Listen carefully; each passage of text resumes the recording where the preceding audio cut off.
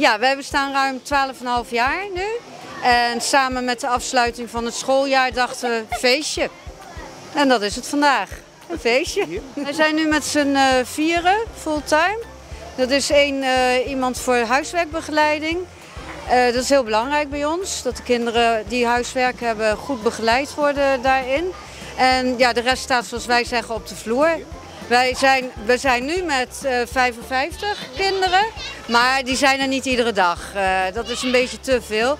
Maar op de drukste dagen hebben we 40 kinderen zo'n beetje, gemiddeld. Ja. Kinderen van de kleuterschool en de lagere school, dus 4 tot 12 jaar, zijn bij ons welkom. Als de kinderen bij ons komen na school, dan gaan we eerst warm eten met ze.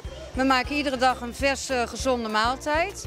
En dat kan een keertje pasta zijn, of nasi, maar een gehaktballetje of kip, fajitas. We maken er van alles van, als het maar lekker en gezond is. Daarna gaan de kinderen die huiswerk hebben, gaan huiswerk maken. Daar helpen we ze mee, want dat is belangrijk dus. En de kinderen die geen huiswerk hebben of klaar zijn met huiswerk, die gaan knutselen. Dus dat kan van alles zijn. Kijk, thuis kun je niet iedere dag verven. Hier mag je iedere dag verven. We halen het gewoon tevoorschijn. Knutselen voor vaderdag, voor moederdag, dia de Betico, noem maar op. Dus dat is allemaal leuke activiteiten. En natuurlijk ook buiten. Buiten spelen, verstoppertje, trefbal. We hebben een trampoline, basketbal. Er wordt heel veel gevoetbald. Dat vinden de kinderen erg leuk. Maar ook Annemaria Koekoek, noem maar op. Ja, we spreken voornamelijk Nederlands, omdat we een Nederlandstalige opvang zijn. De kinderen hebben nog steeds huiswerk in het Nederlands. Dus we merken, omdat we hier Nederlands praten, de kinderen spelenderwijs het Nederlands goed leren. En dat scheelt heel veel op school. Waardoor het huiswerk makkelijker gaat en waardoor ze het straks makkelijker hebben op school.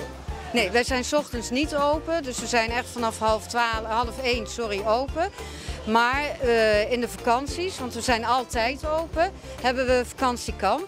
En dan zijn we van 8 uur 's ochtends tot 6 uur 's avonds geopend.